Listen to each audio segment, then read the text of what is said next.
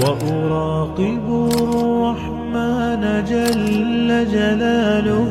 ছোট ভাই আমার, বোন আমার, প্রতিজ্ঞা করো, বাপ মরবে, মা মরবে, ভূমিকম্প হবে, সিডর হবে, এই পৃথিবী লন্ড ভন্ড হয়ে যাবে, বেঁচে আছি মানি ফজরের 2 পড়তেই হবে।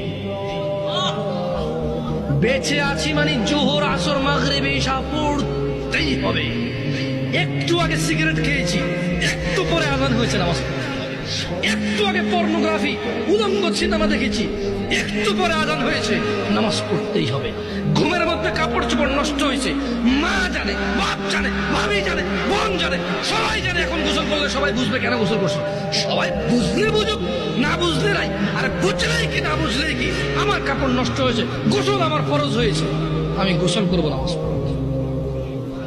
রাতে আমার ঘুম আসে নাই, বন্ধু বান্ধবের পাল্লায় পড়ে সারা রাত বসে বসে উলঙ্গ ছবি দেখেছি, যা অত্যন্ত ঘৃণিত এবং যা আমার জীবনকে তছনছ করে দেবে, যা আমার জীবনের বরকত নষ্ট করে দেবে, যা আমাকে লাঞ্ছিত অপমানিত করবে, এমন অপরাধে লিপ্ত ছিলাম। কারণ এই জানাবে বিচার যে করবে, যে জানার সাথে জড়িত, সে অপদস্থ হবেই হবে। আপনি আখিরাতে তার আছেই। এই একটাই অপরাধ জানাবে বিচার, একটাই অপরাধ অশ্লীলতা, যেটা শাস্তি আল্লাহ দুনিয়াতে দিয়ে দেয়। কোথায় দেয়? আখিরাতে তো আছেই।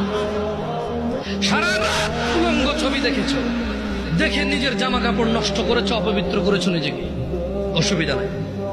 গুনাহ যা হওয়ার হয়ে গেছে, গুনাহ নিয়ে পড়ে থাকলে চলবে না। গুনাহ যা হওয়ার হয়ে গেছে, গুনাহ নিয়ে পড়ে থাকলে চলবে না। যাও গোসল করো, ফজরে আযান হয়েছে, সালাতে যাও, 2 রাকাত সুন্নাত পড়ে আল্লাহর কাছে ক্ষমা চাও, 2 রাকাত ফরজ পড়ে আল্লাহর কাছে ক্ষমা চাও। আর দেখবা না, প্রতিজ্ঞা করো, আবার দেখে ফেলেছো, অসুবিধা নাই, জোহরে আযান হয়েছে, যাও মসজিদে যাও, গোসল করো, 2 রাকাত নামাজ পড়ো, আল্লাহর কাছে ক্ষমা চাও, প্রতিজ্ঞা করো, আর দেখবা না। আবার দেখে ফেলেছো, অসুবিধা নাই, পরের ওয়াক্ত আযান হয়েছে, যাও মসজিদে যাও।